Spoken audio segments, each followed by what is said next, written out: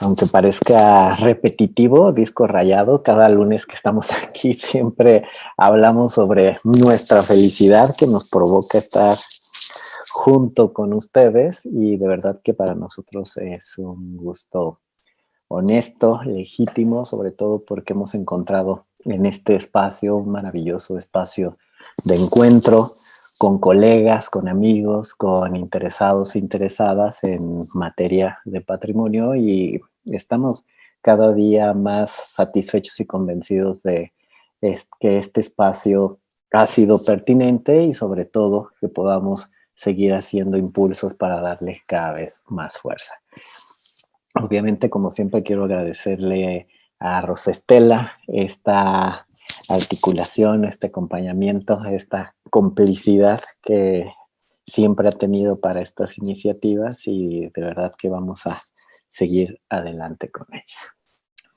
Muy bien, bueno, pues también quisiera en este momento pues darle un saludo a nuestros expositores y también a nuestras expositoras. Tenemos el día de hoy a Teresa Márquez, que proviene del Centro Nacional para la Preservación del Patrimonio Cultural Ferrocarrilero, a Bernardo Sarvide, director de Museo Palacio Cantón, y a Ramón Avendaño, director de Museo Regional de Querétaro. Entonces los presento de una manera breve porque ya en su momento entraremos en diálogo con ellos y sobre todo para ir conversando a detalle sobre este tema.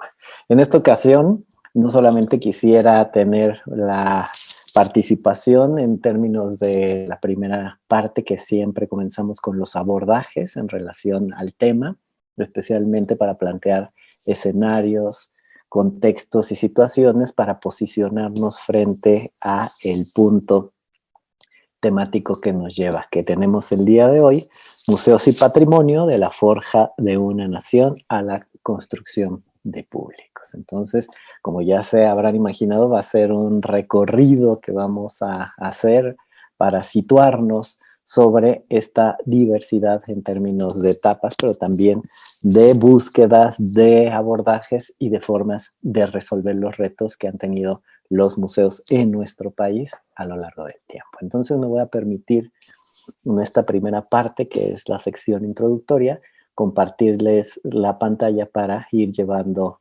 acompasados la presentación.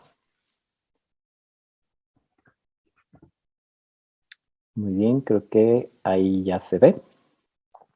Perfecto, bueno, pues vamos a entrar en materia para que el tiempo no se nos escape.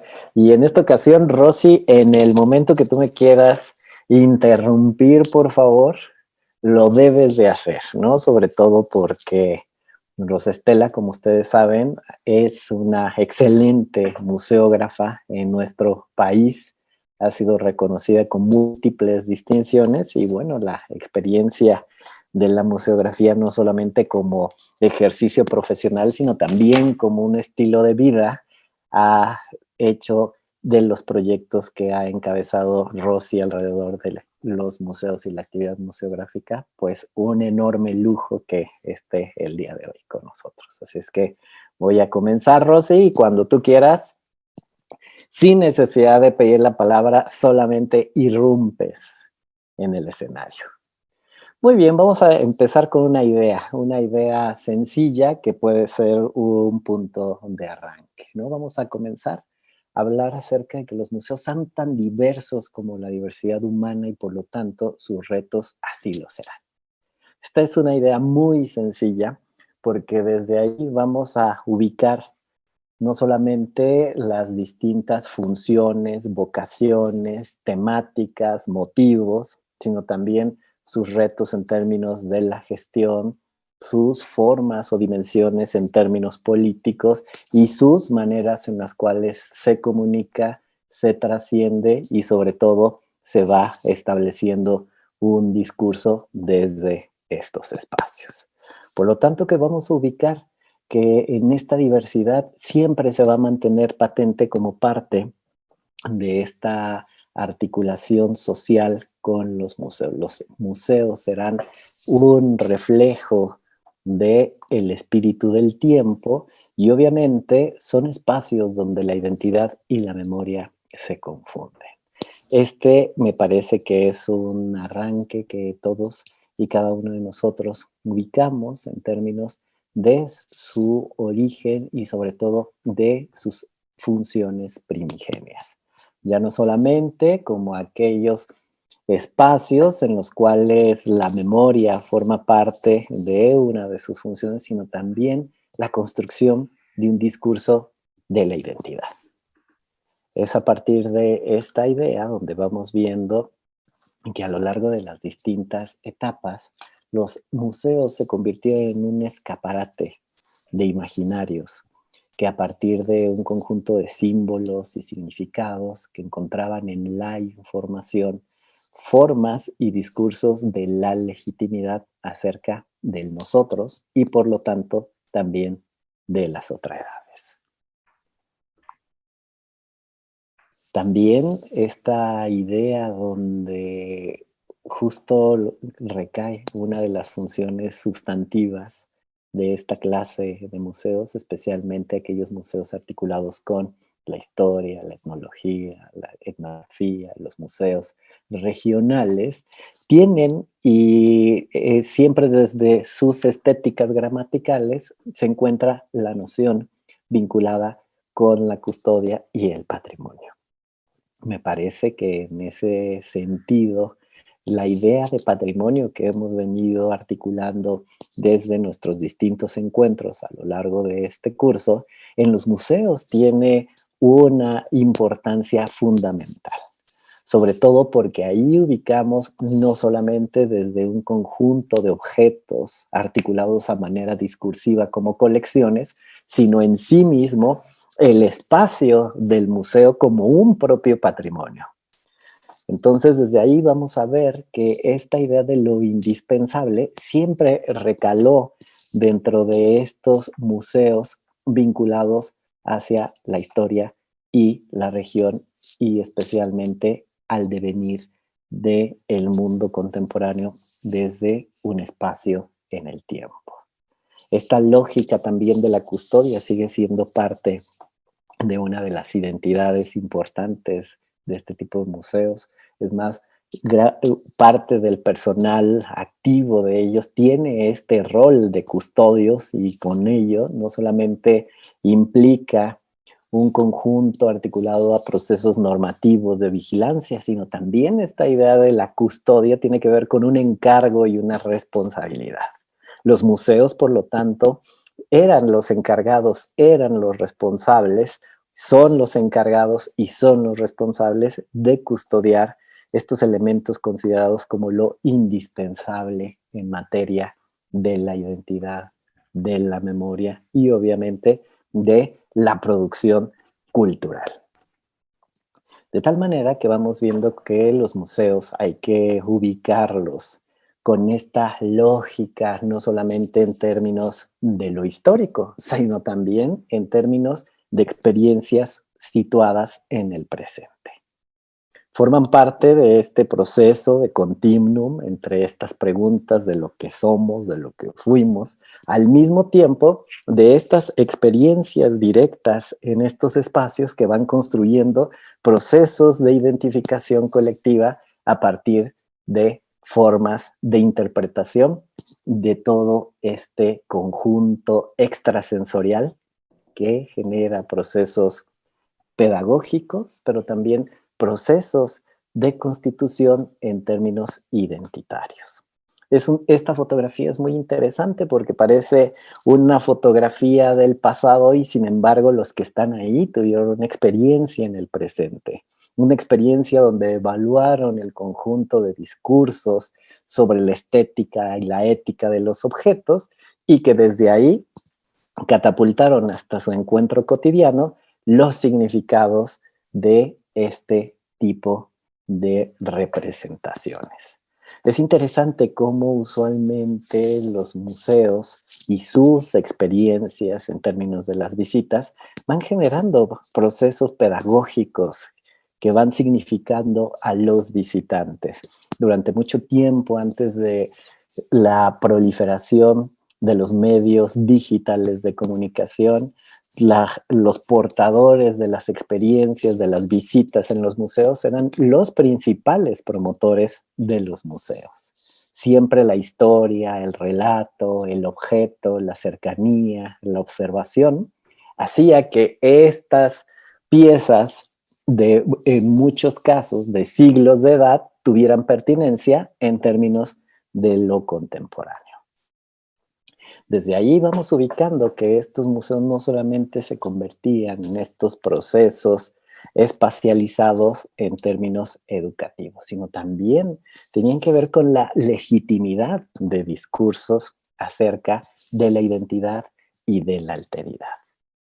Por lo tanto, si vamos comprendiendo a los museos no solamente como estos espacios del pasado, sino también como espacios de edificación identitaria del presente, vamos ubicando estas yuxtaposiciones de tiempos, pero al mismo tiempo de articulaciones con sujetos sociales.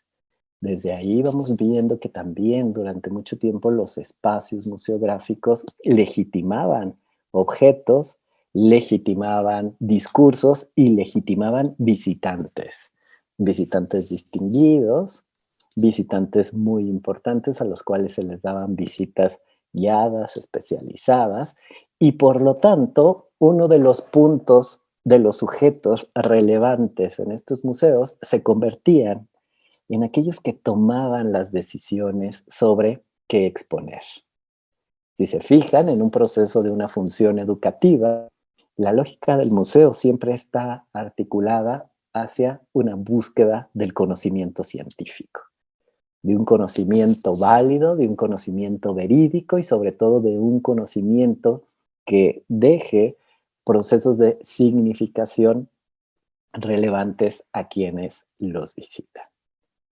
Desde ahí ubicamos este ejercicio de producción de discursos, pero también de producción de identidades, que no solamente van teniendo que ver con la exposición del mundo de los objetos en términos del pasado, sino también acomodar sensorialmente esos objetos en el presente.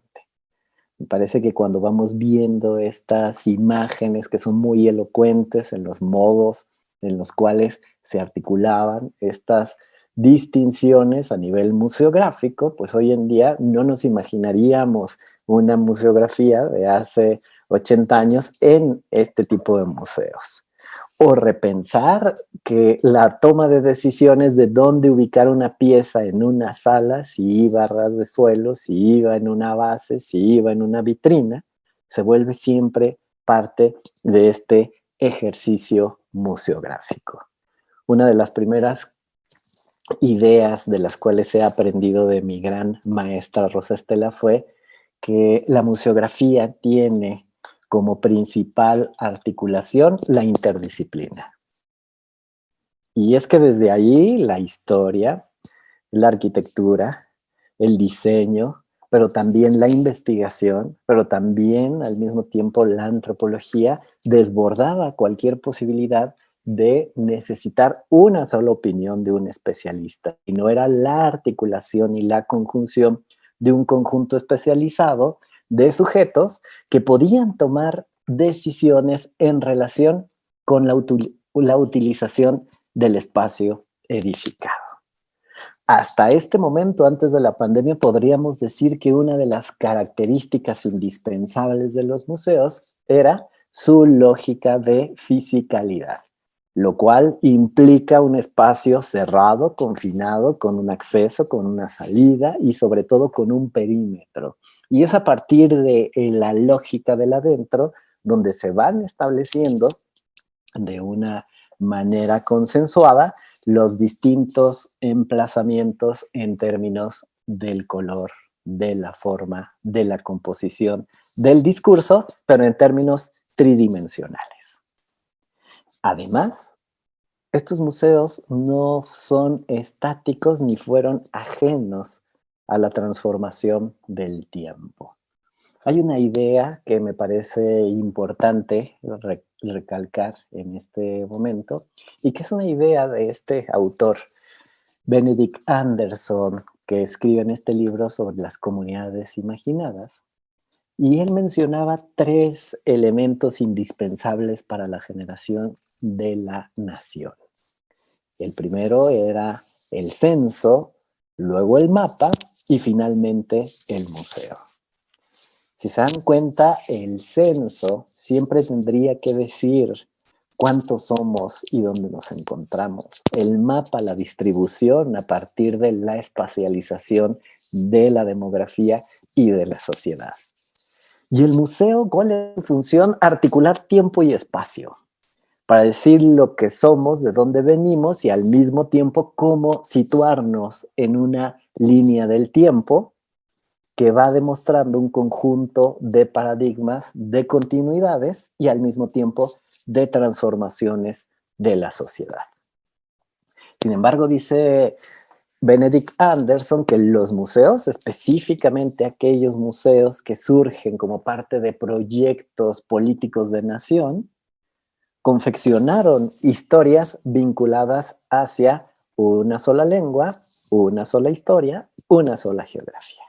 Que esa es la función en sí mismo de una idea de nación en términos de integrar y en términos de hacer pertenecer a la diversidad a una sola nación. Es por lo tanto que desde ahí los museos durante décadas se convirtieron en bastiones pedagógicos no solamente articulados hacia una lectura cultural y educativa del nosotros, sino también hacia una lectura política de lo que somos. Los museos, en ese sentido, también son espacios que generan discusiones y discursos políticos. ¿Dónde ponemos el pasado en el presente? ¿Cómo articulamos esta memoria de lo histórico? ¿Cómo recuperamos esa grandeza, esa riqueza y al mismo tiempo dónde dejamos el presente de toda herencia cultural? Esos forman parte de múltiples debates que, por ejemplo, José Vasconcelos establecía en las funciones educativas y sustantivas de los museos, especialmente regionales, históricos y etnográficos o antropológicos. La visualización del pasado nos servirá, por lo tanto, para recuperar nuestro ejercicio como ciudadanos en materia de una práctica vinculada con el quehacer de lo cotidiano. De tal manera que vamos ubicándonos no solamente en términos de los contenedores, de los museos como contenedores, sino también como escaparates de una serie de paradigmas en términos estéticos y al mismo tiempo éticos. Esta idea la vamos fundamentando a partir de esta lógica que nuestro país tuvo como función principal, esta idea de un nosotros donde la articulación de la identidad de lo mexicano en algunos casos se contraponía con las identidades locales en términos de poblaciones indígenas o afromestizas, así como otros colectivos de la sociedad. Sin embargo, ese nosotros funcionó también para generar un elemento indispensable que iba más allá de los espacios al interior de los museos. Y de aquí retomo una maravillosa idea que desarrolla Eva Fernández en su tesis doctoral sobre ubicar a los museos como emplazamientos culturales situados, lo cual dialogan los museos con la calle, con la ciudad y con el territorio en el cual se encuentran no solamente contextualizados, sino también como espacios de coproducción en términos culturales. Es interesante esta idea que desborda la frontera del museo hacia adentro y la genera como un espacio de apertura hacia afuera, y que hoy en día ya no solamente conecta a los museos de manera situacional con el contexto directo de lo regional, sino también con el contexto de lo globalizado.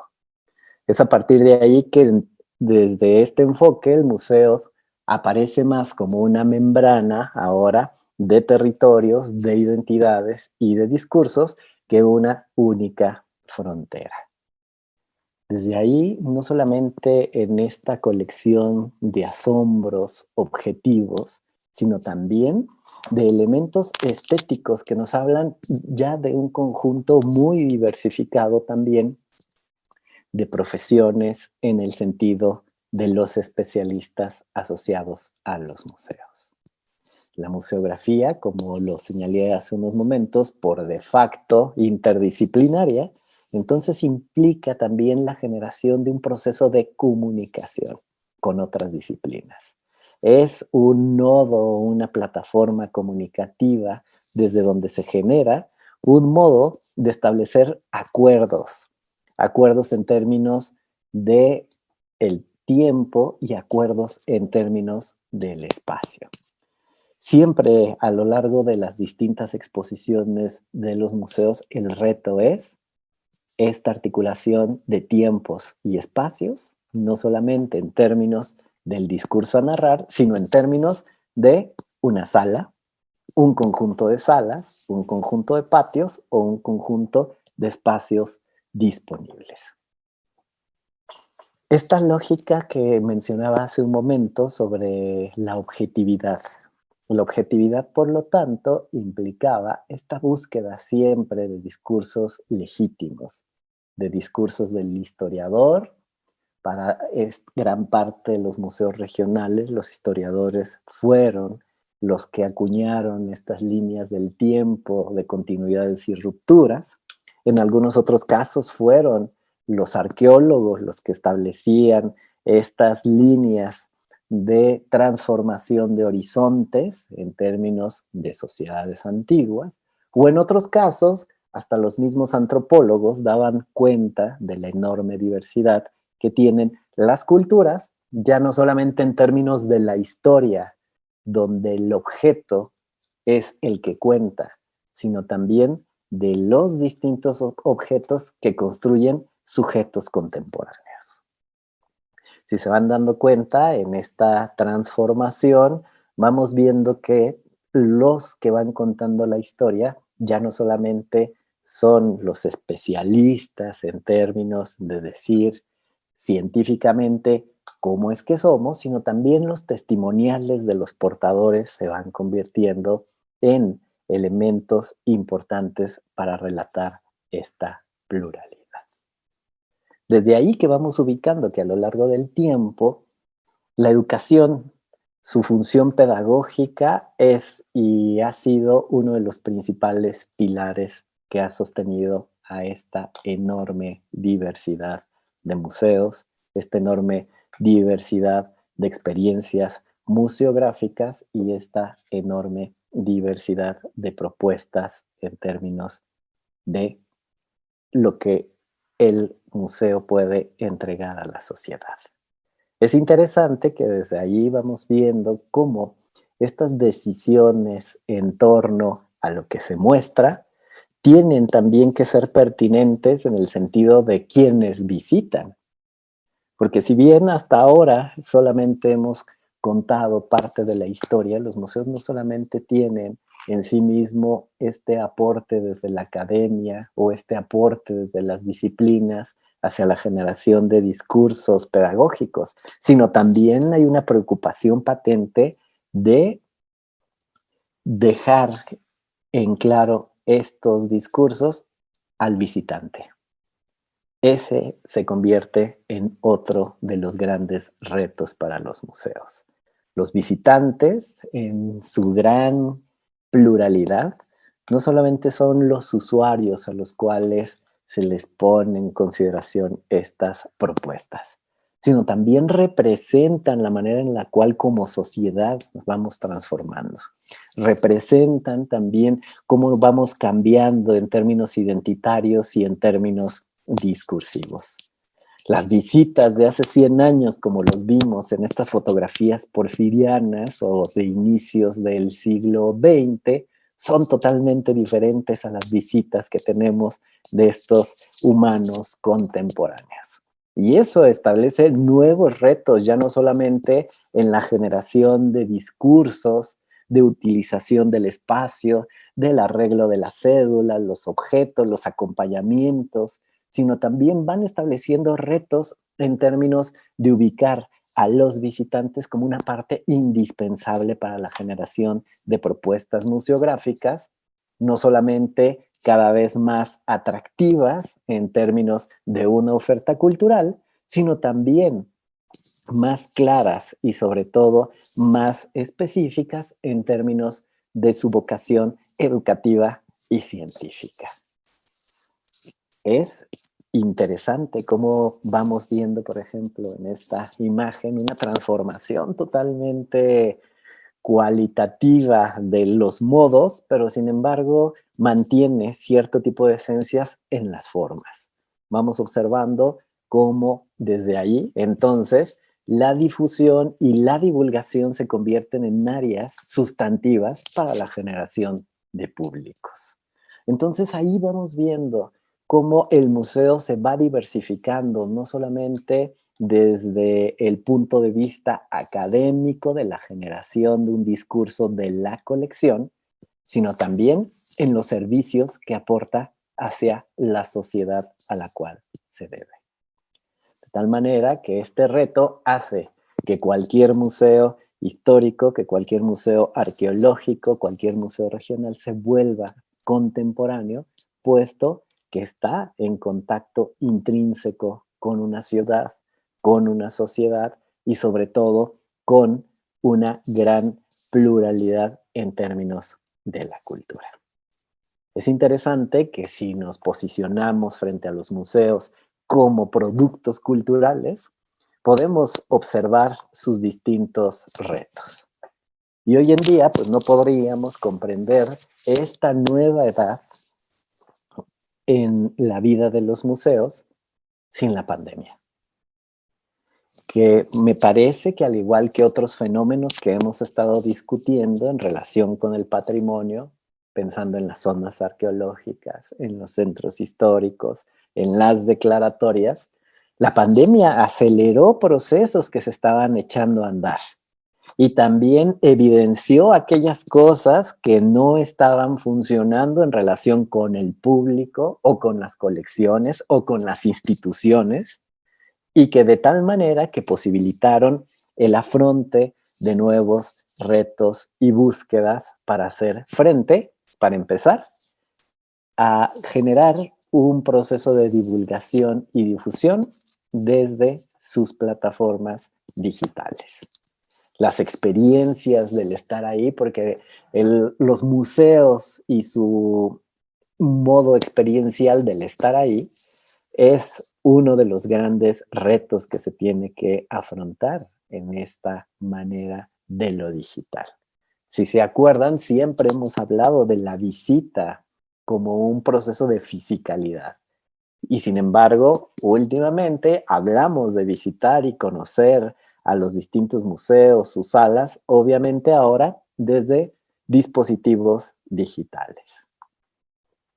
Desde ahí, pues obviamente entendemos los retos en términos ya no solamente de mantener y sacar a flote las necesidades de los museos ahora sin visitantes, que fue en un primer momento cuando se cerraron, cuando estuvimos en un confinamiento, y que después desde ahí con lo poco que se tenía en términos de recursos económicos, pues empezaron a afrontar y a sacar adelante progresivamente los retos, donde el objeto y la sala se convertía en uno de los principales modos en los cuales abordar y encontrar estas posibles soluciones hasta llegar a las reaperturas con los posibles visitantes.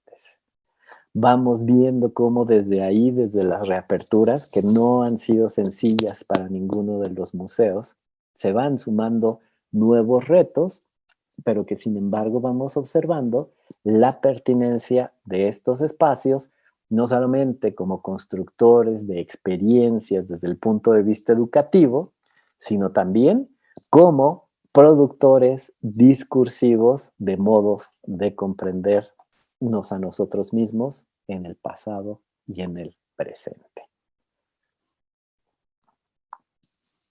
Pues bueno, creo que hasta ahí vamos a dejarle en esta introducción. Creo que terminamos a tiempo. Entonces, no sé, Rosy, nos tomamos una pequeña pausa para iniciar ahora sí nuestro conversatorio con nuestros y nuestra invitada del día de hoy. Entonces nos tomamos 4 minutitos para tomar una pausa para comenzar con nuestro conversatorio. Muchas gracias.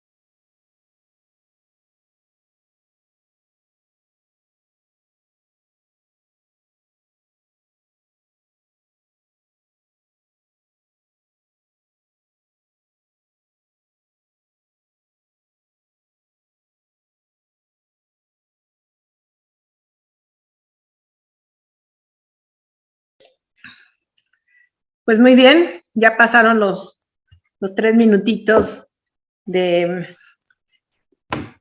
que Alejandro nos dio. Bien, pues como ven, la presentación de Alejandro, pues bueno, tiene versa sobre una gran cantidad de temas que al interior de los museos pues hemos debatido por años, son 200 años. Yo quisiera que Tere nos hiciera el favor de iniciar esta conversación. Son muchos los temas que se pueden abordar desde los museos.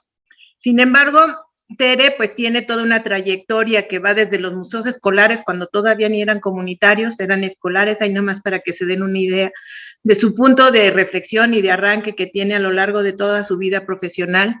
Después, pues bueno, dentro de la Coordinación Nacional de Museos, por lo tanto nos conoce bien dentro del INAH. Y luego, pues ahora, como la defensora del patrimonio siglo XX desde el Museo del Ferrocarril, tiene una gran cantidad de experiencia y posibilidades de reflexión de qué pasa con nuestros museos desde el pasado como parte del discurso de apoyo a la educación básica y cómo fuimos evolucionando el quehacer y el hacer de nuestros museos a lo largo de estos 200 años que hemos venido reflexionando. Entonces, hasta llegar a esta idea de qué es el papel que los museos tienen que jugar, nuestros retos actuales, que de alguna manera Tere nos haga el favor de compartirnos desde su experiencia estas reflexiones que nos llevan a pues algo que nos apasiona tanto, que es el quehacer de nuestros museos. Entonces, Tere, por favor, si nos quisieras compartir tus puntos de vista. Gracias, Rosy. Entiendo, bueno, primero, muchas gracias y me hiciste sentir un poco más vieja. Híjole. Bueno, quisiera saber solamente eras más sabia, no más vieja. Es que empecé cuando estaba chiquita. Bueno, una pregunta. En una intervención voy a retomar todas las preguntas que plantearon o vamos a ir una por una. No, yo quisiera proponerles a nuestros tres ponentes, como es muy difícil separar los puntos, el 1 y el 2 pueden estar relacionados y hacemos un recorrido por nuestros tres participantes y luego ya la última etapa, otro recorrido con nuestros tres participantes para poder ajustar los tiempos. De una por una las preguntas yo creo que no nos daría el tiempo, pero las dos primeras y la última. Y bueno, nuestros participantes son estudiantes de Querétaro. Tere, se me olvidó cómo contextualizar. Este seminario está tratando puros temas de patrimonio. Hemos pasado por monumentos históricos, centros históricos, patrimonio inmaterial y hemos venido reflexionando sobre el quehacer en torno a nuestro patrimonio, turismo, patrimonio y turismo. Y ese es un poco la tónica que hemos venido dando. Y en esta ocasión nos toca el de museos, pero para que tengas el contexto de a quienes nos estás hablando. Gracias, Tere. Muy bien, muchas gracias. Muchas gracias por la invitación, de verdad me da mucho gusto poder conversar con ustedes un poco de la experiencia y del trabajo que he disfrutado en el Museo Nacional de los Ferrocarriles Mexicanos. El museo es un museo joven, fundado en 1988, hizo realidad un sueño de muchos trabajadores ferrocarrileros, construido a partir de los 40, los 50, cuando empezó a cambiar en la empresa que entonces era el monopolio gubernamental de Nacionales de México en liquidación, la empresa única de servicio de ferrocarril, y el cambio del vapor al diésel. O sea, el cambio, la salida de las locomotoras de vapor, proceso que se llevó pues más o menos 20 años, o sea, comenzado al principio de los 50, se terminó a mediados de los 70, ¿no? Fue un proceso lento, pero muy, muy fuerte. Yo llegué al ferrocarril cuando el museo ya tenía algunos años. Yo ingresé a trabajar el tema en 1996 y a partir del 97 fui la directora del museo al interior de Ferrocarriles Nacionales de México. me sorprendió mucho una primera cosa que era algo inusual para mí, habiendo trabajado en el INA y en otras experiencias fuera del INA para museos, porque los actores de esa historia ahí estaban, ¿no? No se habían muerto, no estaban lejos, ahí estaban.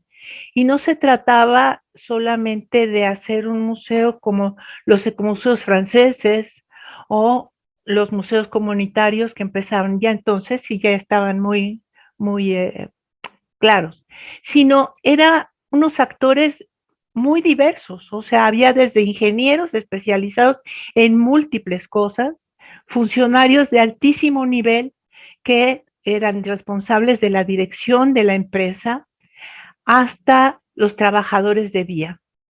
En los talleres, cualquier diversidad también de especialidades, pero en todos ellos, eso era lo que era para mí en ese momento muy sorprendente, en todos ellos lo que era claro era el arraigo y la fortaleza de la identidad del gremio.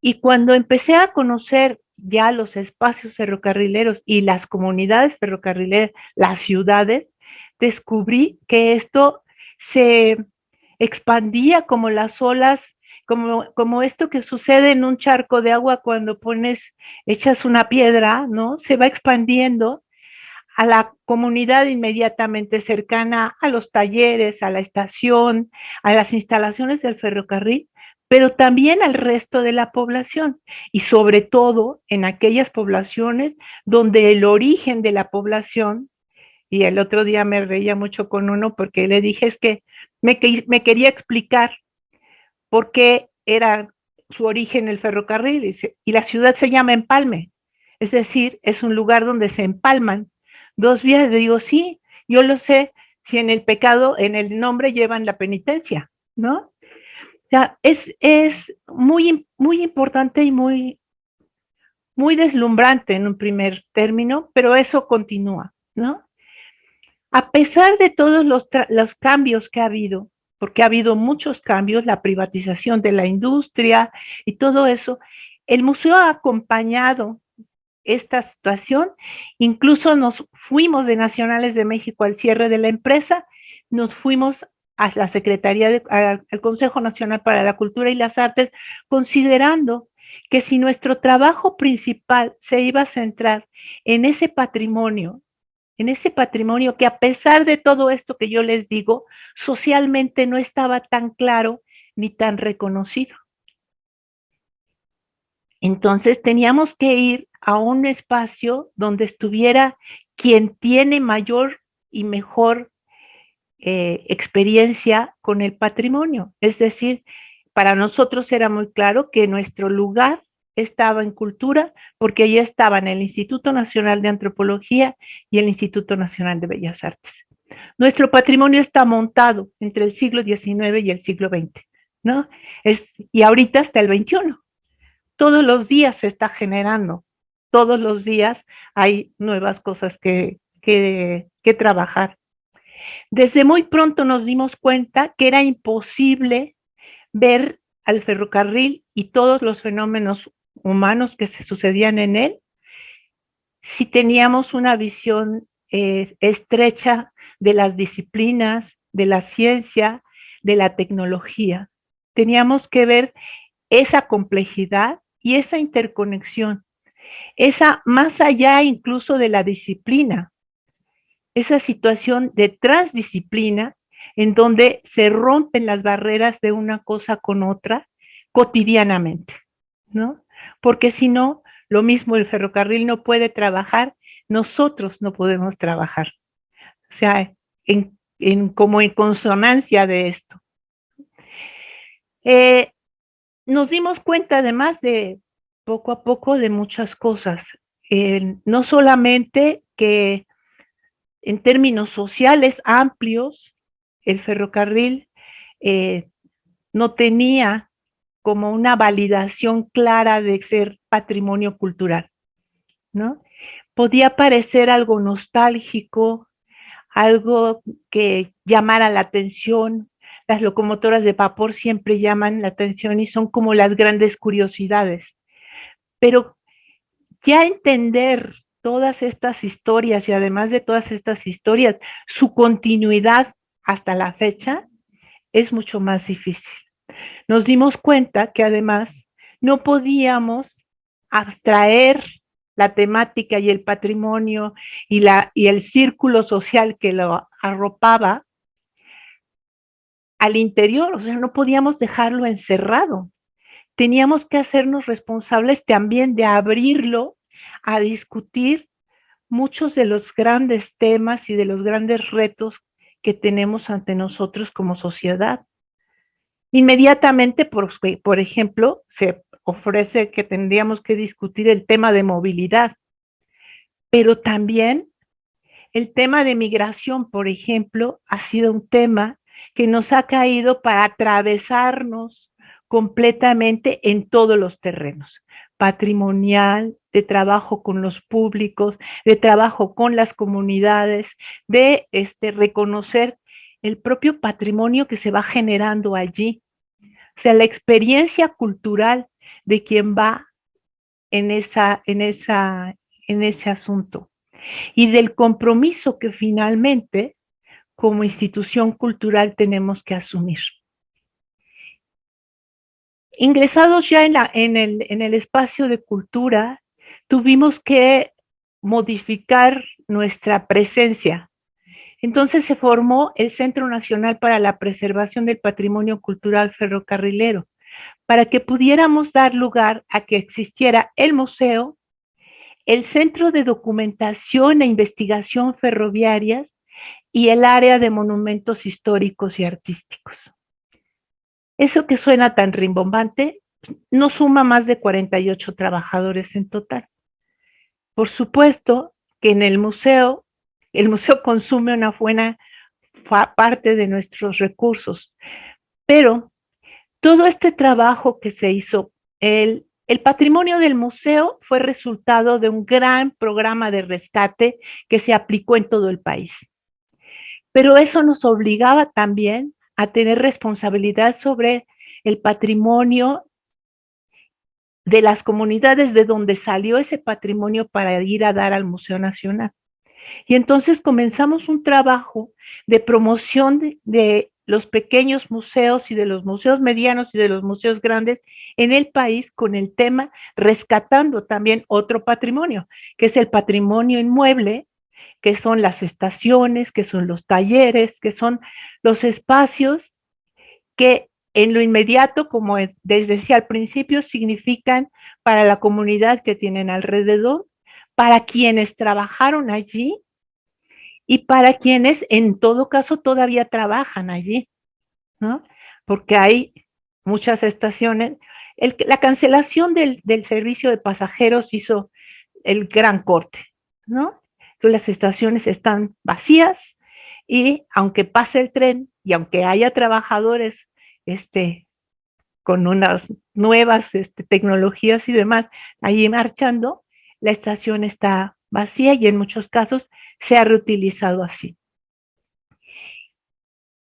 Ahora tenemos un trabajo de organización de una red de museos ferroviarios. Y hemos empezado a trabajar con la red de museos ferroviarios de México porque en realidad es muy difícil que los museos del ferrocarril se incorporen a la lógica de los otros museos. Es como muy singular la problemática, ¿no? Como muy particular y rara vez se identifican con quienes están trabajando en los otros museos. Bueno, nosotros en Puebla sí lo hacemos y algunos como el Museo de Aguascalientes o el Museo de San Luis Potosí, que forman parte de la Secretaría de Cultura del propio Estado, pues sí hay una claridad sobre esto, pero en los pequeños no. En los pequeños es mucho más una cosa más local, ¿no? Y por lo tanto, el tratar de que al impulsar esta recuperación del patrimonio inmueble, también se recupere el patrimonio propio, es decir, el patrimonio que está en el Museo Nacional, los objetos, las máquinas, o sea, regresan enriquecidos por otras colecciones a los museos nuevos que se establecen.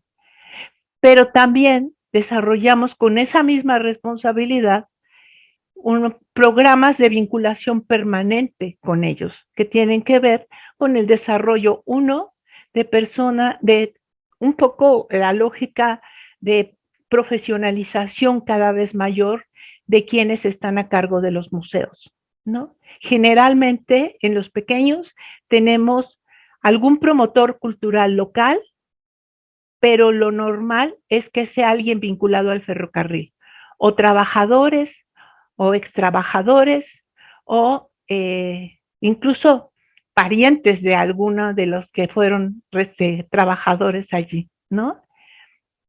O sea, no es raro que haya un señor que se me aparezca y me diga, yo soy hijo de quien fue el último jefe de estación y me comprometí con mi padre a abrir un museo en esa estación que hoy está sola.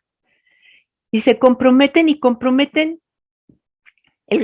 o sea, trabajan promoviendo con la comunidad y así funciona el museo. O sea, es una gran diversidad. Pero en los museos, desde el Museo Nacional, sí tratamos de abordar los temas de los que les hablaba antes, como eso que estamos ahorita trabajando, particularmente la migración se ha vuelto un tema muy, muy fuerte. Yo creo que es un tema que de una o de otra manera nos ha movido a todos, ¿verdad?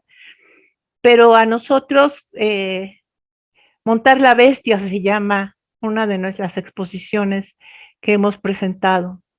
Y pues montar la bestia quiere decir muchas cosas. Nosotros tenemos una situación compleja. No quiero ser anecdótica, pero merece la pena. Después de un accidente muy fuerte que hubo en Puebla, donde hubo incluso varios muertos de los migrantes, fue a verme una comisión de ferrocarrileros jubilados, que bueno, nunca llegan a ser ex ferrocarrileros, siempre son ferrocarrileros, ¿no? No importa que estén jubilados. Y su misión en esa visita era para explicarme que no importaba lo que la gente dijera del ferrocarril. Le dicen la bestia, me decía uno de ellos. Le dicen la bestia. Se me queda mirando hasta el fondo de los ojos, ¿no? Y con dos enormes lágrimas me dice, no se dan cuenta que solamente es una máquina. O sea, no, en realidad lo que me estaba diciendo es que eso es una circunstancia para quienes manejan el ferrocarril y para el ferrocarril mismo, ¿no? O sea, quienes manejan el ferrocarril no pueden darle un boleto de abordaje a los pasajeros que llevan en el techo. No tienen autorización y no tienen las condiciones para hacerlo, ¿no? Entonces, es una situación muy compleja, pero más allá de eso, el trabajo ya de diálogo con los migrantes, el espacio que se puede abrir en los museos, es importantísimo, muy, muy importante.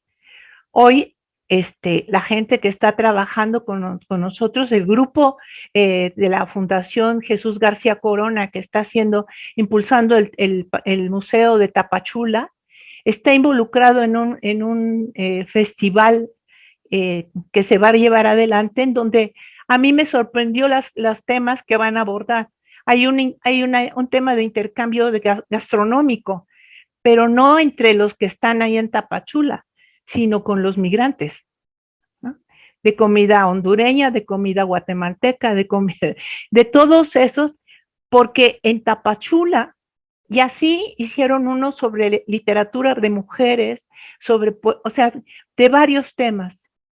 Me parece importantísimo porque en Tapachula el tema ha alcanzado unos niveles de violencia muy altos, muy, muy altos, como lo ha alcanzado en otros lugares. Entonces, para nosotros, como respaldar estas propuestas y estas cosas nos parecen fundamentales. y va más allá de lo que puede ser estrictamente nuestro tema.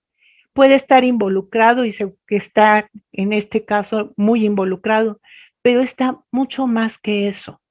Nosotros en el trabajo educativo estamos convencidos de que lo que vale la pena en el trabajo con los distintos públicos, los niños, los jóvenes, los adultos mayores, las mujeres, que hemos hecho un trabajo muy específico con mujeres y con mujeres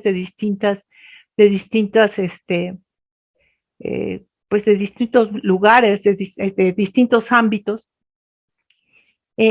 tiene que ver con desarrollar el pensamiento crítico. O sea, poner sobre la mesa de discusión, de exposición, de acción cultural, de movimientos en todos los sentidos, o sea, poner allí la música, la poesía, las artes plásticas y por supuesto el arte contemporáneo es nuestro gran aliado en eso, ¿no? Todo aquello que le permita tener a estos públicos herramientas para esas discusiones, para ese discernimiento de los temas y para poder enfrentar con mayor tranquilidad muchas de ellas, ¿no? No podemos hacer, y finalmente creo que ya me pasé mucho, no podemos hacer a un lado el tema de la desigualdad cultural.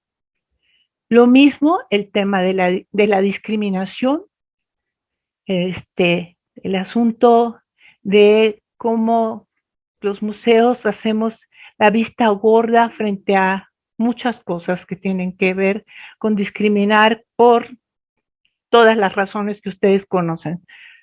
Pobreza, viviendas lejanas de los centros culturales, en fin, muchas cosas, ¿no? Pertenencia de grupos de grupos indígenas, en fin, o preferencias sexuales. A todos esos temas les hemos tratado de ir abriendo espacios y lo que más nos ha importado es que cada vez que abrimos esos espacios, después no rompemos el vínculo con quien estuvimos trabajando el tema.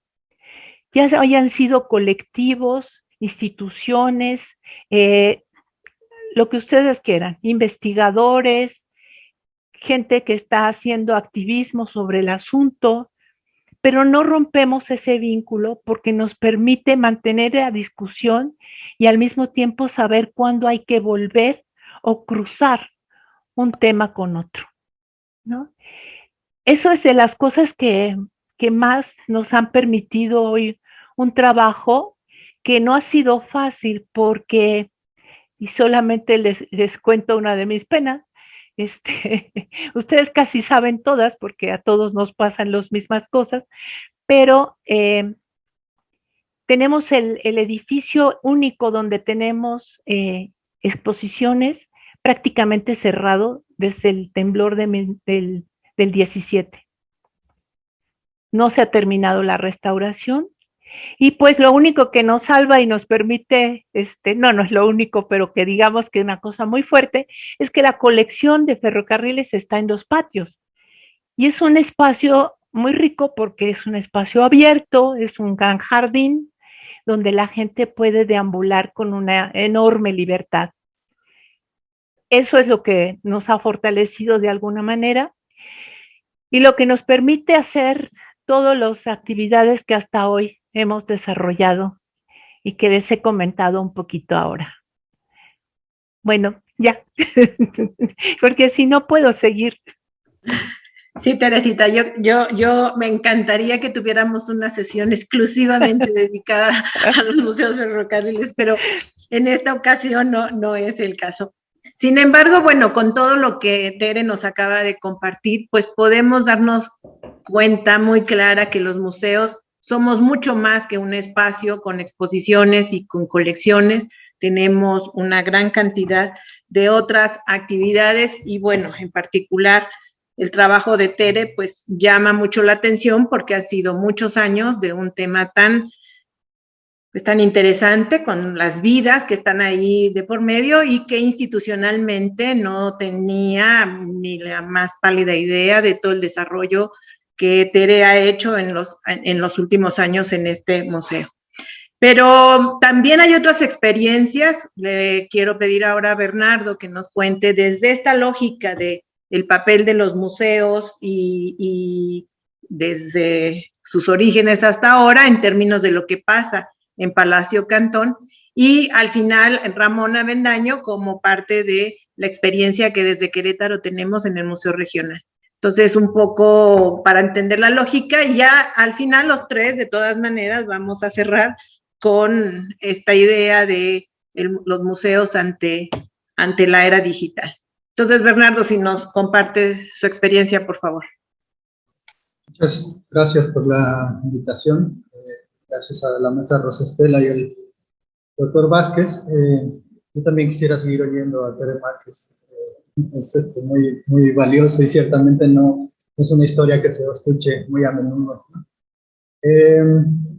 Yo estuve dando muchas vueltas a esta temática, el asunto de la identidad y el rol social de los museos, ¿no? Los museos cargamos con muchos estigmas y responsabilidades y expectativas, ¿no? Sobre el asunto de ser un espacio de validación y de legitimidad de discursos, un poco como decía Alejandro en este abordaje, ¿no? Todo este abordaje hizo un recorrido muy interesante, ¿no?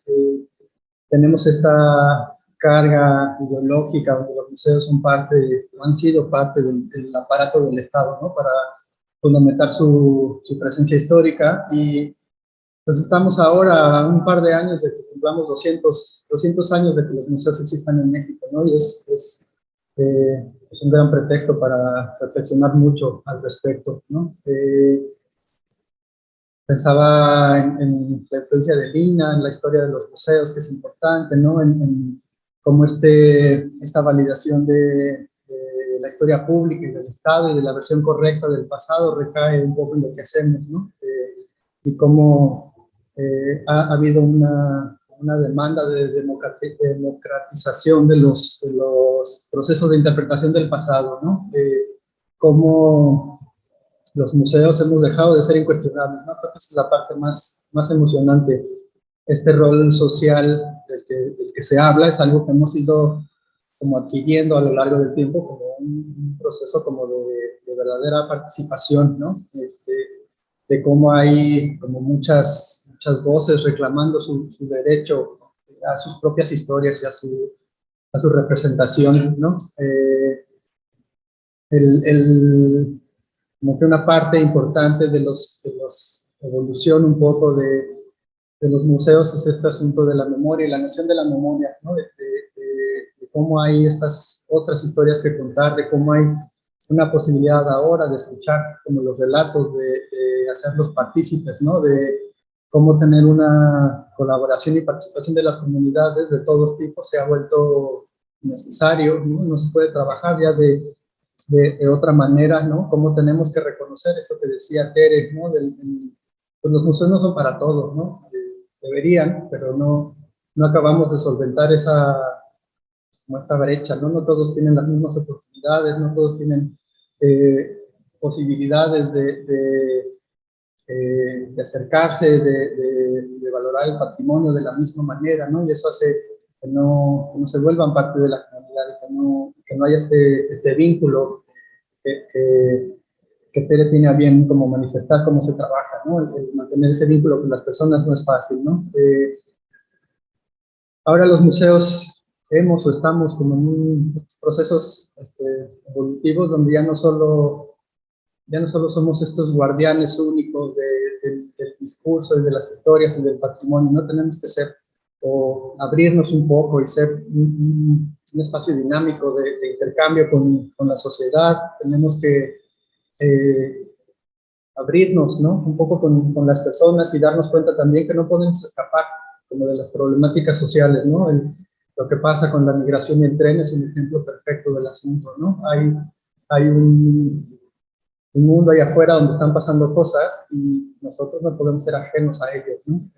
irremediablemente tenemos que atenderlos y hablar de las cosas que nos cuestan trabajo, ¿no? Y entonces los museos ya no solo hablan de los grandes triunfos de nuestro pasado y de los grandes personajes, sino de las cosas que nos duelen y de las cosas que nos hacen sociedad, ¿no? Y llegar ahí no es fácil, ¿no? Porque hay que enfrentarnos como a nosotros mismos primero y luego a cómo tener un discurso hacia afuera, ¿no? A mí nunca me había tocado tan de frente el cuestionamiento sobre nuestros discursos hasta ahora en esta empuje tan fuerte, ¿no? Como del mundo digital y de las redes sociales, ¿no? Antes, pues hacías cosas en el museo, buenas, malas, innovadoras, críticas, ¿no? Pero no todo el mundo estaba pendiente de lo que sucedía, ¿no? Y ahora, pues hay una exigencia, ¿no? Una exigencia de apertura, de participación, de decir eso que dicen no es verdad, ¿no? Eso que dicen podría decirse de otra manera. Nosotros también estábamos ahí, a nosotros nadie nos preguntó, ¿no? Cosa que hace pues como muy emocionantes los procesos, ¿no? Y entonces, pues entiendes eso, que hay, ya no hay una identidad, hay muchas identidades, ya no puedes hacer las cosas tú solito, hay que entrar en interculturalidad, ¿no? Hay como un proceso y unos abordajes diferentes a las cosas, ¿no? Y eso vuelve también como más emocionante lo que haces en el museo, ¿no?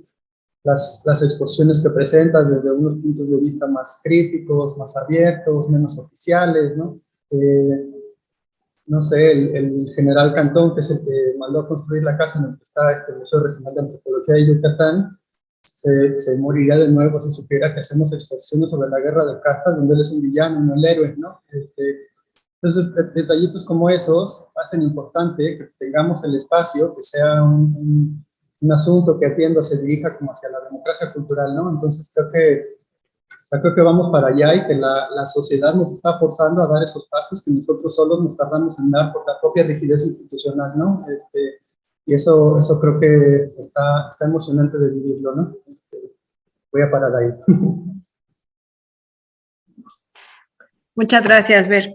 Pues sin duda los museos tienen una vida totalmente aparte, ¿no? Las instituciones de alguna manera lo van generando, pero nosotros en los museos logramos sacudirnos de las imposiciones, ¿no? Todo esto que decía Tere de el pensamiento crítico o atrevernos a disfrutar el goce intelectual que provocan los museos, no solamente la parte reflexiva, social.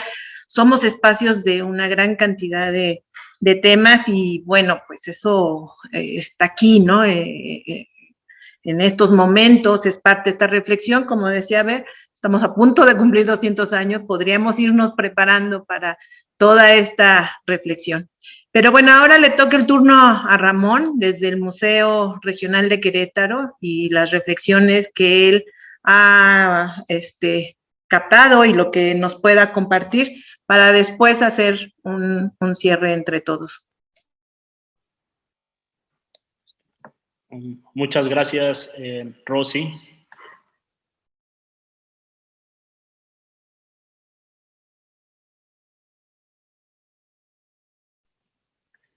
Perdón, se nos vició aquí el sonido. Muchas gracias, Rosy, por la invitación. Alejandro, muchísimas gracias. Y bueno, y muy contento de poder compartir la mesa con mis colegas, con Tere, con Bernardo también. Pues yo quisiera hacer las reflexiones que traigo, los apuntes, precisamente van quizá un poco más en lo abstracto, ¿no? Pero muy de la mano con lo que ya ha venido abordando tanto Tere como Bernardo.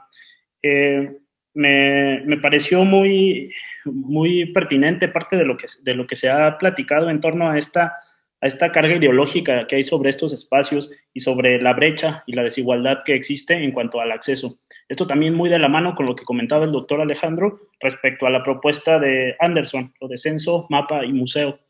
Un aspecto estadístico que quisiera compartirles, ¿no? Y que va de acuerdo al sistema de información cultural, es que para hace 10 años, en 2011, teníamos 1,381 museos en el país, lo cual equivalía a un 42 o 43 museos por estado, ¿no? Esto en un promedio. Sabemos que hay sitios donde son realmente pocos.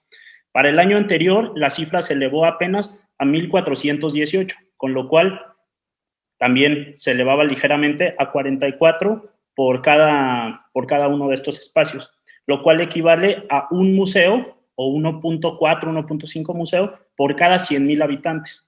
Esto tiene mucho que ver con parte de lo que platicábamos ahorita respecto a estas brechas y estas desigualdades.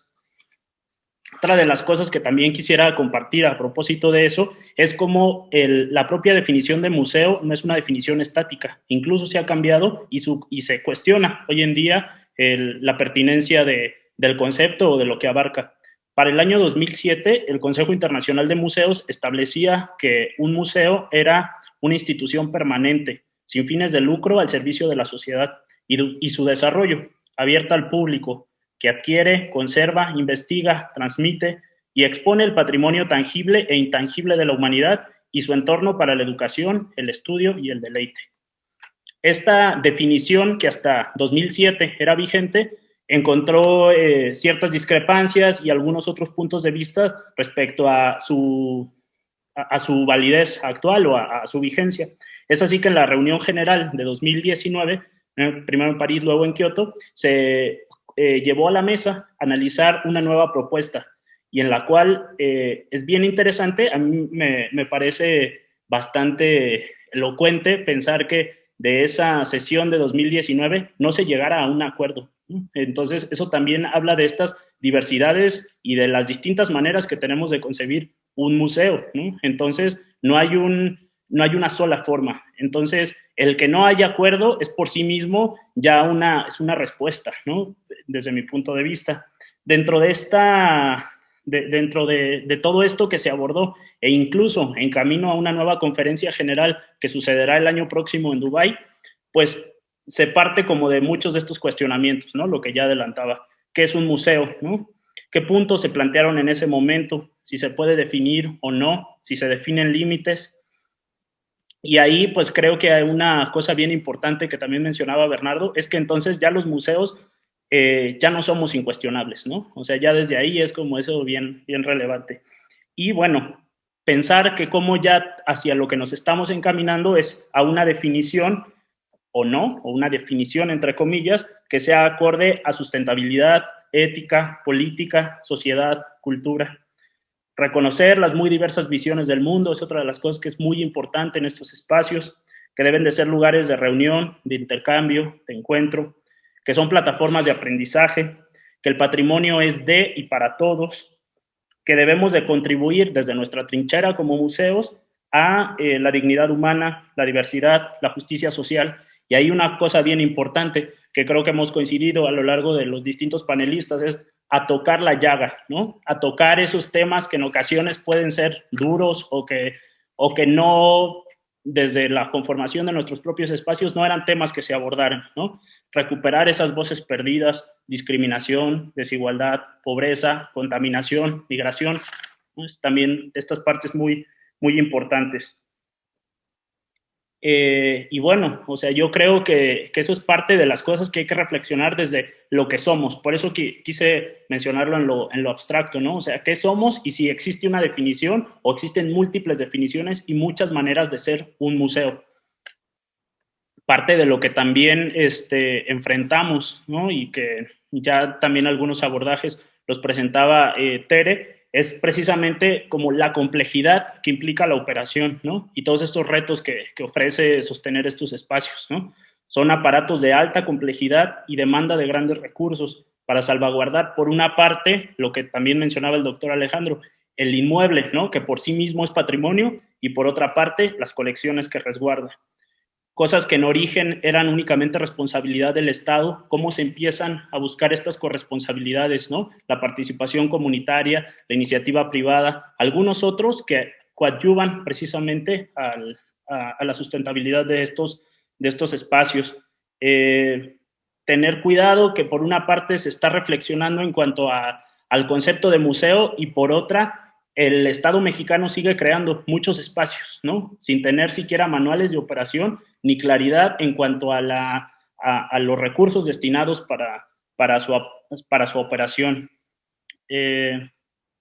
Y bueno, su permanencia realmente se garantiza o habrá de sustentarse en la medida que esta población, como es el caso también que presentada desde la parte de los ferrocarriles, en cuanto esa población misma lo apropie, ¿no? Eso es una de las grandes claves, y pensar en los modelos de cooperación híbrida.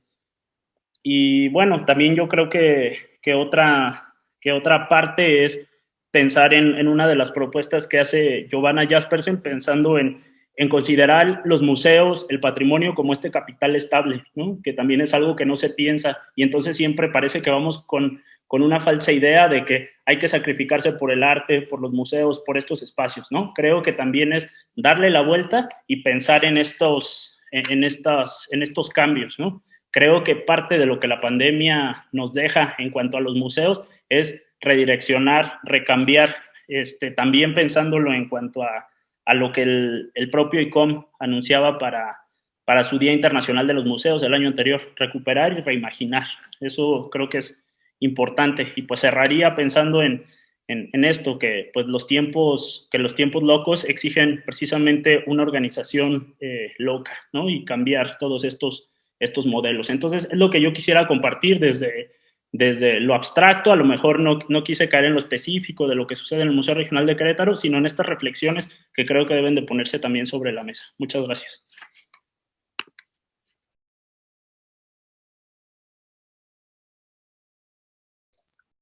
Al contrario, Ramón, muchas gracias a ti. Bueno, pues ya está la primera parte de la presentación de cada uno de nuestros participantes a modo de experiencias, reflexiones, procesos que se han vivido y cómo se van reflexionando y resignificando a lo largo del tiempo. Yo quisiera ahora, como a nivel de cierre, porque nos queda media hora, estos foros resultan ser muy cortos en el tiempo para todo las reflexiones que se desatan en torno a los temas que hemos ido abordando, pero sí me gustaría que tuviéramos el tiempo antes de ir a las preguntas que haga de parte del público, una especie como de cierre a cada uno de ustedes, en donde tuviéramos esta otra parte de qué hacer ante el mundo digital, y en esta tarea de la actividad educativa que teníamos de manera presente en nuestros museos, y ahora pues un poco después de la pandemia, que ha sido una explosión tremenda el tema de las herramientas digitales, pues el futuro que vemos. Entonces, en ese sentido, Tere, te tocaría iniciar esta pregunta, pero también esta reflexión y cierre para ir aprovechando el tiempo. Gracias.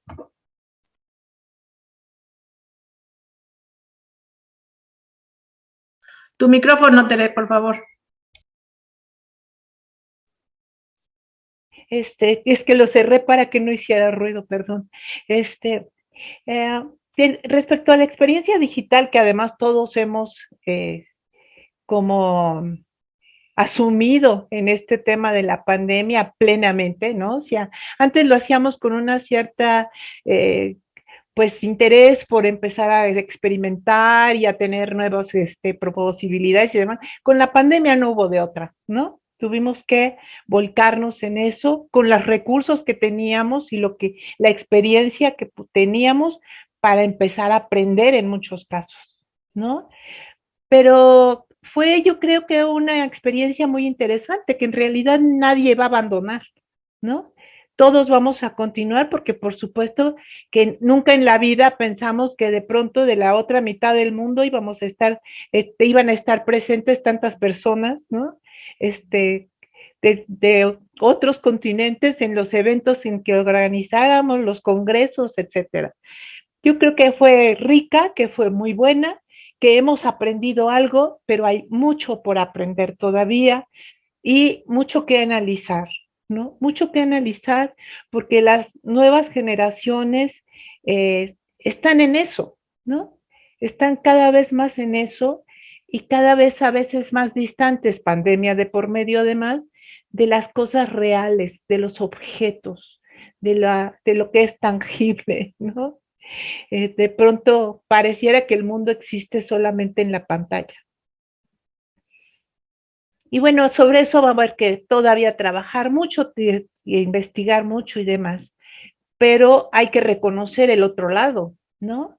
El otro lado que nosotros vimos muy claro, nuestro público cercano, por ejemplo, para el caso de Puebla y en muchos otros de los museos, este, tomó distancia porque no tenía los elementos digitales que le permitieran eso, ni la cultura digital, ni esa alfabetización digital que hacía falta, ¿no?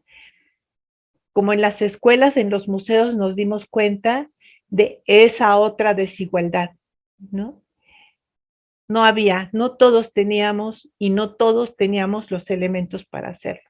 Entonces tendremos que seguir trabajando con eso al mismo tiempo que seguir desarrollando las actividades presenciales que hoy me parece que cobran un lugar muy importante, muy, muy importante, para que de verdad nuevamente los niños y los jóvenes descubran en lo tangible, en lo que ahí está, en el objeto, la riqueza insustituible que no puede tener solamente a partir de una experiencia digital, ¿no? Esa es mi opinión. Muchas gracias, Tere. Bernardo, por favor. Gracias. Todo este proceso de la pandemia sí nos catapultó a un mundo digital para el que no estábamos listos, ¿no? Fue un camino muy espinoso. Nos abrió la puerta a unos públicos muy diversos a los que no llegábamos tanto, y también nos cerró la puerta con otro montón más de personas que no tienen acceso, ¿no? Entonces, pues fue ahí un blanco y negro muy complicado, ¿no? Pues no nos quedó de otra que hacer cosas, que ponernos creativos, que aprender un poco, que los equipos se formaran, ¿no? No teníamos infraestructura suficiente para poder transmitir cosas apropiadamente, ¿no? Entonces, poco a poco fuimos mejorando un poco, buscando maneras lo más amenas posibles de acercarnos a los públicos, ¿no? Hicimos un podcast de la historia del museo, hicimos una lotería de glifos mayas para que los niños jugaran en línea con nosotros o lo descargaran y jugaran en su casa. Hicimos unas visitas guiadas virtuales que, pues, algo que lo veíamos como lejos en el futuro, ¿no? Porque no lo necesitábamos, o eso parecía, ¿no? Entonces, el acercamiento como a la educación formal y no formal y toda esta posibilidad de seguir interactuando con el público de cierta manera, que pudieran, ahora ya lo pueden hacer otra vez, pero valorar muchísimo la posibilidad de estar en manera presencial en los espacios y tener los objetos cerquita, ¿no? Eso no lo puede sustituir de ninguna manera, ¿no? Entonces, también este proceso nos ayudó a valorar mucho más poder vivir el inmueble, tener cerquita el patrimonio, ¿no? Nosotros tratamos de enfocarnos mucho también pues, como otras cosas emocionantes que la gente quiere saber, ¿no? No solo quiere corroborar lo que ya leyó en un libro, sino quiere saber cómo funciona el museo, qué hacemos con el patrimonio, cómo lo conservamos, restauramos, dónde lo guardamos, dónde están las oficinas del museo, qué hacen los museógrafos, ¿no? Entonces también nos volcamos un poco a hablar sobre los procesos, ¿no? Sobre cómo llevamos las exposiciones al punto donde ellos lo ven, a buscar pues como esta posibilidad de que se enteren de esas cosas que también quieren saber, no solo cerrarnos como al discurso específico de la exposición, sino preguntarles un poco por dónde van sus intereses y sí responder a ellos, ¿no? La interacción digital lo ha permitido mucho, ¿no? Y respecto a los discursos que mostramos o la manera de hablar de la información, es como siempre tratando eso, de generar un pensamiento crítico, como decía Tere, ¿no? Que sepan que lo que ven no es todo lo que existen y que lo que presentamos es la pura verdad, ¿no? Que es un pedacito de una interpretación de lo que sabemos hasta ahora, de lo que estamos mostrando, ¿no? Que siempre hay posibilidades de buscar otra información, de saber que venir al museo es solamente para desatar un proceso y sembrar una semilla de curiosidad para después ir a buscar información de otra cosa, a corroborar un poco lo que vieron o lo que leyeron, a hacerse más preguntas, a dejarnos preguntas y cuestionar a veces lo que hacemos, ¿no? Entonces, bueno, conclusión es que nos ha venido muy bien la posibilidad de la virtualidad y del mundo digital. Estamos en una competencia bien complicada. tratamos de hacer que las cosas presenciales sean más emocionantes para sostenerlas y luchar contra solo el mundo de la pantalla y tratar de lo que está en la pantalla, pues sirve un poco de complemento de las cosas que podrían investigar de cualquier otra manera, ¿no? Para que siga siendo pertinente lo que hacemos. Hasta ahí. Muchas gracias, Ver. Ramón, por favor. Pues sí.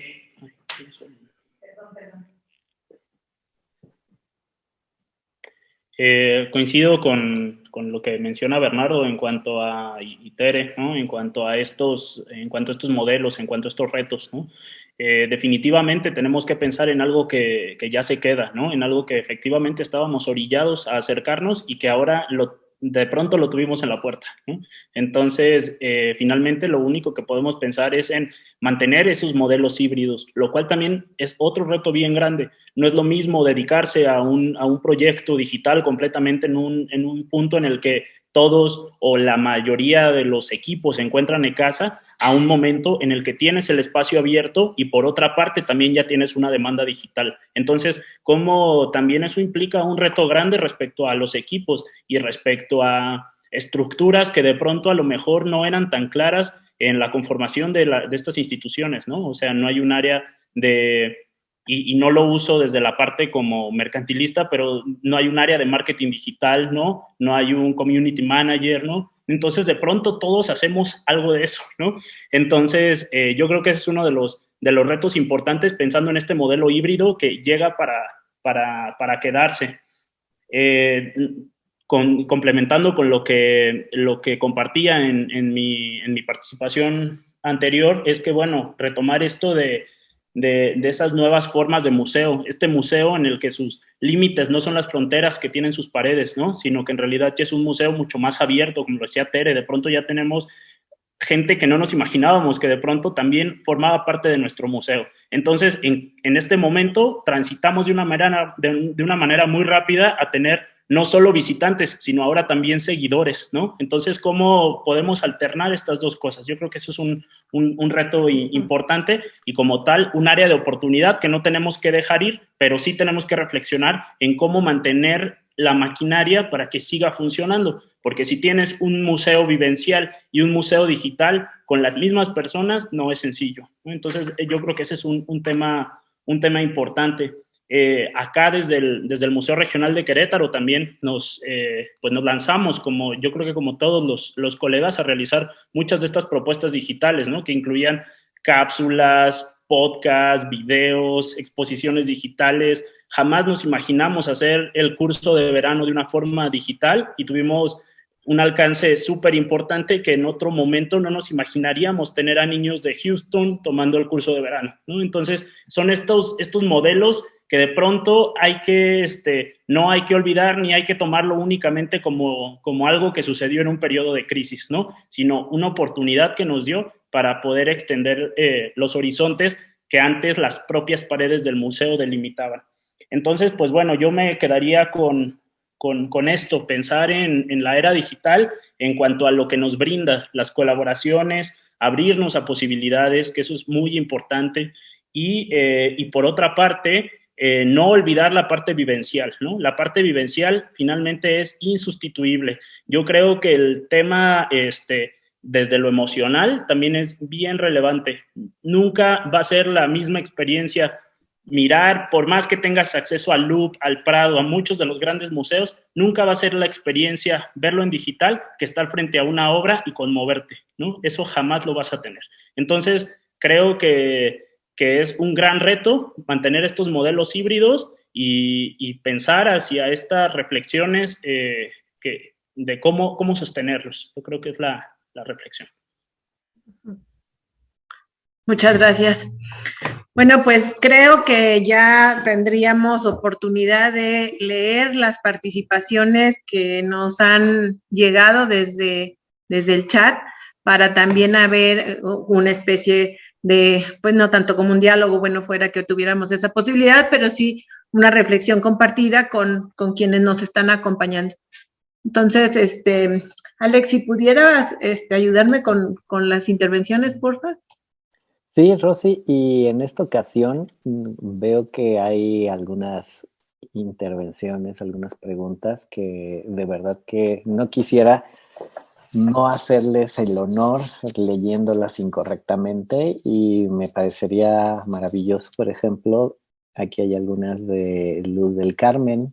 Si quisieras más bien platicarnos las Luz del Carmen y hacer este diálogo, creo que muy buena organización de tiempo, Rosy, y creo que da posibilidad para hacer algunos diálogos breves pero sustanciosos. Adelante, Lucero. Gracias, Alejandro. Pues en realidad me quedé pensando muchísimo en las personas que representan a los museos, que son quienes nos han acompañado el día de hoy y que, por supuesto, aprecio muchísimo que nos compartan un poquito de su vivencia y lo complejo que es jugar entre este diálogo tan amplio, entre traer la historia oficial del país y luego integrar todas estas diversidades, luchas, complejidades sociales, como me quedé pensando, y quizás es una pregunta, ¿cómo le hacen para malabarear con todas estas, y luego lo virtual, que es un malabar extra, ¿no? Es una pelotita más al malabar, pero me quedé pensando en ellos, en la vida cotidiana, ¿cuál es la negociación que hacen con ellos mismos entre presentar una sala de museo con la historia de México y al mismo tiempo tener, qué sé yo, una exposición feminista abajo o cosas así? Y creo que es la pregunta, como qué pasa con ellos y con estos malabares que tienen que hacer en el día a día. Tere, ¿podrías contestar desde tu malabar cómo le haces para saber desde Mérida cómo le hace Bernardo? Todos tenemos una manera muy diferente de hacer magias, pero Tere, si nos puedes compartir la tuya. Tu micrófono. El malabar no es en realidad muy complejo, ¿eh? La verdad es que generalmente lo que hemos visto es que el público agradece muchísimo el que podamos tocar tierra con las cosas que están viendo de hoy, al mismo tiempo que pueden observar temas que pueden tener una gran distancia temporal. En nuestro caso no tenemos distancias más allá de 180 años, o sea que no hay problema, ¿no? Son realmente relativamente jóvenes, ¿no? Relativamente nuevas, ¿no? Cercanas todavía. Y la verdad es eso, o sea, no nos ha costado trabajo. Si acaso, en el mismo sentido, la experiencia digital nos ha permitido en el trabajo otra cosa que ha sido interesante, que ha sido una mayor horizontalidad en el trabajo en los lugares en donde estamos haciendo proyectos de museos. Nunca me había sucedido que simplemente porque ahora se puede convocar por Zoom, estaban presentes un colectivo, una fundación, el municipio y gente del estado discutiendo de tú a tú el proyecto de un museo, ¿no? Eso ha sido interesantísimo porque nos pone en una situación de tal horizontalidad que yo no había visto en lo que podía ser los trabajos presenciales. Sí es un poco malabar también trabajar al mismo tiempo en la asesoría en Tapachula, en Matamoros, en Reynosa, en Veracruz, en Tula y la que se agreguen en el camino, ¿no? Cada proyecto son distintos, que en cada uno de los participantes son diversos, pero estas posibilidades de abrir así la discusión ha sido de una riqueza extraordinaria, ¿eh? Y yo sé que estábamos más bien en el tema de los públicos, pero eso mismo nos ha permitido cuestionar el tema de los públicos con una gran posibilidad de distintas opiniones, ¿no? Ya no solamente desde el museo. Bien, muchas gracias. Alex, tenemos otra participación para ver si hay una pregunta y que nos apoye Bernardo con su respuesta. Sí, hay varias preguntas muy interesantes y todas ellas. Muchas gracias a todos y a todas por darse el tiempo de escribir. Voy a hacer lectura a estas preguntas de Eva Fernández. Le pregunta, ¿no será necesario pensar que existe un nuevo quiebre en la historia de los museos y las prácticas curatoriales que nos obliga a replantear los sitios, las plataformas y la gestión museal? ¿No estamos frente a un tipo de museo que cuestiona incluso la misma idea de la colección? No sé si Bernardo o Ramón quisieran abundar algo sobre, hacer un comentario sobre estas dos preguntitas. Hago un breve comentario y después lo dejamos a Ramón. Yo creo que ya sucede, ¿no? Solo a veces los procesos son un poco lentos, ¿no? La dinámica social se mueve mucho más rápido y la realidad de lo que nosotros podemos responder un poco a lo que se exige, ¿no? Pero creo que cada vez tenemos más posibilidad de apertura, de sí replantear la manera en que hacemos museo, de sí hacer o ponernos muy, muy críticos y muy selectivos y con muchas posibilidades de cambiar el discurso, ¿no? Tenemos muchas deudas todavía con la sociedad, ¿no? De volcar todas nuestras, mucho de lo que hacemos a que atiendan cuestiones de perspectiva de género, a decolonizar los discursos, a volvernos sostenibles, a ser accesibles, ¿no? Todo eso está sucediendo, ¿no? A veces no lo parece, nos tardamos en llegar ahí, pero creo que hay muchos ejemplos importantes de cómo sí los museos están haciendo las cosas de otra manera, ¿no? Y es muy palpable, ¿no?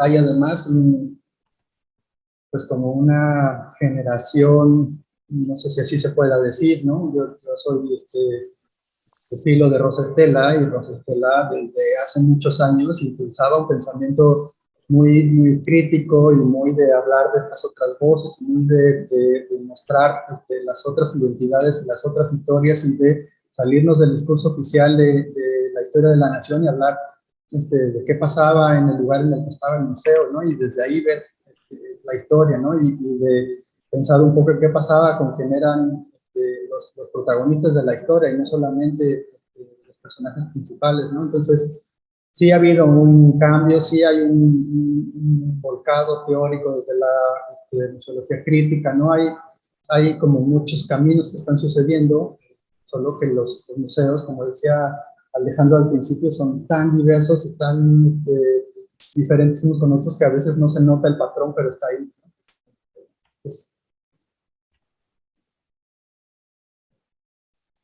Muchas gracias. Ramón, ¿tú quisieras hacer algún otro comentario para darle continuidad a esto que señalaba Bernardo? Adelante. Pues definitivamente esto de los tiempos es súper importante, ¿no? Respecto no solo a cómo evoluciona la sociedad y reacciona el museo en cuanto a las propuestas, sino también el museo mismo, cómo se deconstruye en sus propios equipos, ¿no? Pensándolo también que en ocasiones hay temas espinosos o llagas o cosas que no es fácil tocar también respecto a formaciones que en cierta medida son muy lineales o en sociedades hasta cierto punto, y ahí sí lo hablo desde la perspectiva de Querétaro, desde sociedades muy conservadoras también. Entonces, cómo de pronto tocar muchos de estos temas que podrían ser, por una parte, vanguardistas e importante tocar, pero por otra, cómo hacerlo desde una trinchera donde apenas hay punta de lanza en algunos aspectos. En otros definitivamente puede estar muy avanzado, pero algunos siguen teniendo una raigambre muy importante, por lo cual es un gran reto, pero por tanto también una gran responsabilidad sí tocar el tema, ¿no? Sí tocarlo por espinoso, por doloroso o por lo que sea, ¿no? Pero yo creo que es parte de lo que como museo se tiene que hacer en miras a esta labor. Y por otra parte, también no perder de lado que independiente de lo vanguardistas o lo importante que sea tocar ciertos temas, no perder de lado el acta de nacimiento de cada espacio y la misión misma de cada espacio. No se puede hablar de todo en todos los lugares, ¿no? Para eso cada uno de los espacios tiene también su propia vocación. Claro, de pronto también las misiones como se antojan en las cartas descriptivas de los museos, también a veces pueden ser de flojera porque nada más se llenan de frases que incluso ni siquiera son claras para, ¿no? Para los mismos que las pueden leer o que aparentemente son doctos en el tema, ¿no? O sea, yo creo que también es parte de eso en que esa misión y esa claridad sobre qué vocación tiene qué museo, porque sí se vale que todos, que tengamos esta apertura a nuevos temas, pero también tener muy claro en dónde estamos parados y qué tema es el que se va a abordar, con qué perspectiva. Yo creo que eso es súper importante. Muy bien, muchísimas gracias, Ramón. Y asimismo, bueno, voy a seguir dando lectura a algunos comentarios. Y bueno, les piden, y por ahí ya Bernardo lo hizo, tanto a Tede como a Ramón, si pueden apuntar los correos o los vínculos de las páginas electrónicas de sus museos o sus formas de contacto para que los y las visitantes de este espacio se pongan también en contacto con sus propuestas en términos de sus museos, de sus proyectos. Y asimismo, bueno, también les recomiendo muchísimo, especialmente yo creo que a Tere le va a gustar mucho este comentario que escribe María de Jesús Elene, hermosísimo, en relación a su infancia al lado de las vías del ferrocarril. Creo que son estos testimonios los que hacen presente la importancia de nuestros proyectos, y justo cuando uno dice, ¿qué demonios hago aquí?, encuentra que tiene todo esto mucho sentido y significado. Bueno, finalmente quisiera leer un par de preguntas que hace la maestra Zuleima Rivera. Me parece muy pertinente sus reflexiones, que además están muy en la sintonía de esto que está señalando Ramón hace un instante.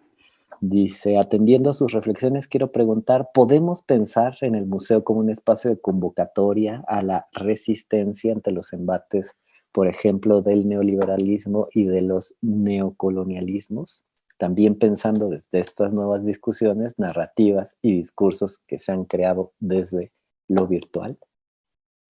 Quien guste continuar con algún comentario para ya ir haciendo los trazos de salida de nuestra sesión, que como se habrán dado cuenta, podremos hacer un diplomado completo sobre museos de cada una de las distintas secciones, discusiones, y ahí podremos seguir. Entonces, adelante, abro el micrófono, si gusta Tere, Bernardo o Ramón, dar algún comentario. Pues si me permiten, a mí me parece que sí, que son muy claro que son desde los museos se pueden abordar esta discusión y pueden ser una cosa importante en ello, como para nosotros, por ejemplo, el que desde la presidencia y en este periodo de tantos cambios, el presidente haya puesto el tema sobre la mesa como un tema de gran trascendencia y estratégico para el país, nos permite también cuestionar todo este asunto del neoliberalismo y de todas esas cosas que de por sí era necesario que lo hemos hecho de múltiples maneras. Pero eso es lo que nos permite estar discutiendo con el resto de los temas, sin dejar nuestro tema, o sea, sin renunciar a lo que es nuestra misión, ¿no? Es la vigencia de la discusión y del asunto nos trae una gran facilidad para hacerlo, ¿no? Muchísimas gracias, Teresa. Bernardo, adelante. Gracias. Creo que es algo que necesitamos ser, ¿no?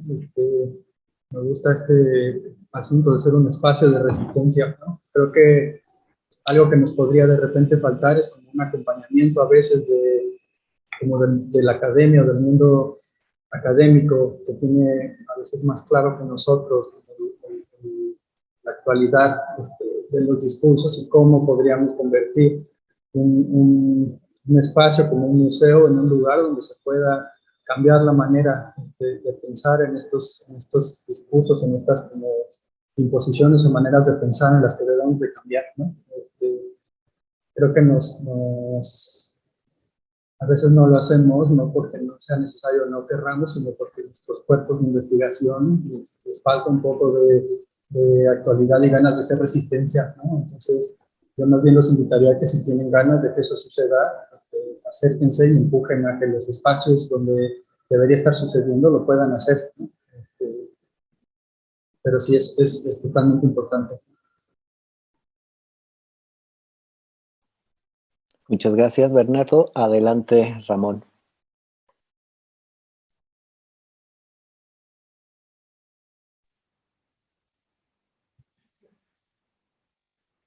De acuerdo a lo que precisamente planteábamos, ¿no? Y creo que frente a esto que decían el neoliberalismo y algunos otros temas, digo, finalmente es saber que en estos espacios es reconocer las muy diversas visiones del mundo, ¿no? No hay una sola visión, ¿no? Ni un solo discurso legitimador como en origen pudo haber surgido de estos espacios, ¿no? O sea, son múltiples visiones y esa es una de las labores, ¿no? Por las que tenemos que pugnar, porque sean espacios polifónicos, ¿no? Yo creo que eso es finalmente hacia donde tenemos que avanzar sin perder de vista pues todo esto que mencionan Tere y Bernardo, ¿no? O sea, sí es esta resistencia por una parte, pero por otro también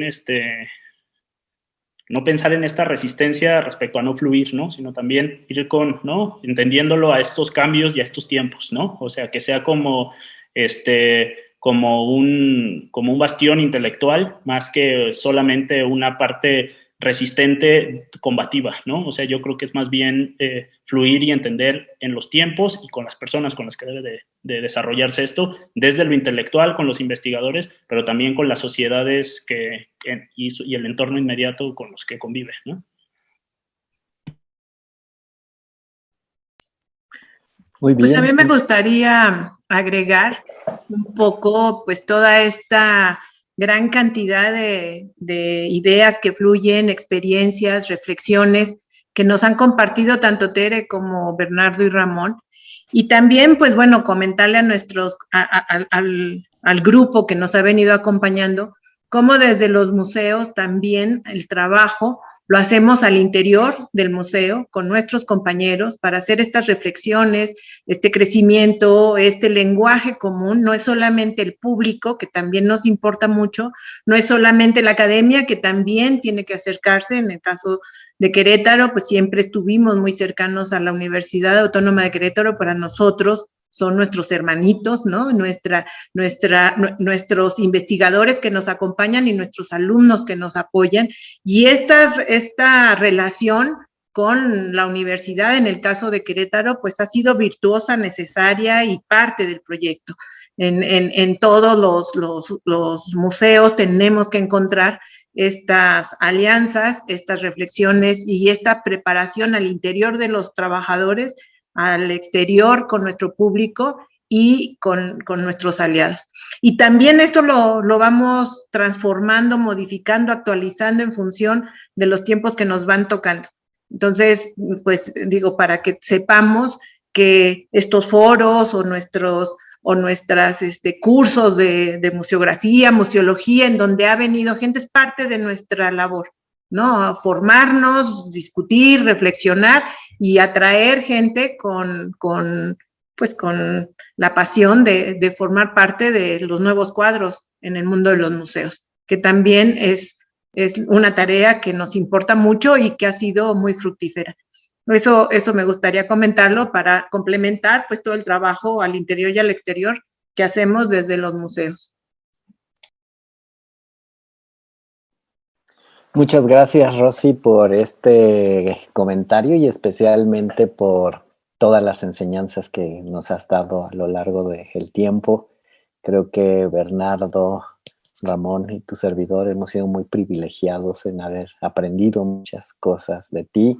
Y obviamente Teresa, como tu amiga, como tu colega, también, donde hemos compartido pues muchas alegrías, también quebrantos, y que al final de cuentas seguimos aquí adelante construyendo más espacios para poder habitar de manera distinta. No tengo más que agradecerles a todos ustedes. Creo que ha sido una sesión muy enriquecedora para ir abordando estos temas de patrimonio cultural y que, bueno, ya estamos a punto de culminar también este curso. Los invito a que el próximo viernes, por única y última vez, nos conectemos por aquí a las 5 de la tarde. Les enviaremos también el guión de nuestros últimos maravillosos invitados. Tenemos una sorpresa muy particular para el próximo viernes como parte del cierre de nuestro curso sobre patrimonio cultural, abordajes, búsquedas y controversias. Muchísimas gracias a todos y a todas, Bernardo, Teresa, Ramón. Siempre es un lujo contar con ustedes. Muchas gracias. Muchas gracias. ¿Puedo pedir algo práctico? Sí, adelante. Estoy estrenando teclado y no lo sé usar. Y el arroba no se deja. ¿Alguien podría poner, o Rosy o tú, podrían poner mi correo electrónico? Es tmarquez@cultura.gov.mx. Muy bien, con mucho gusto. Sí, muchas gracias, porque tengo un rato batallando con eso. Muchísimas gracias a todos. Gracias a los tres, gracias a todos por acompañarnos. Nos vemos el viernes. Muchas gracias. Hasta luego. Mucho. Saludos a todos. Saludos. Hasta luego. Hasta luego, gracias. Gracias. Nos vemos.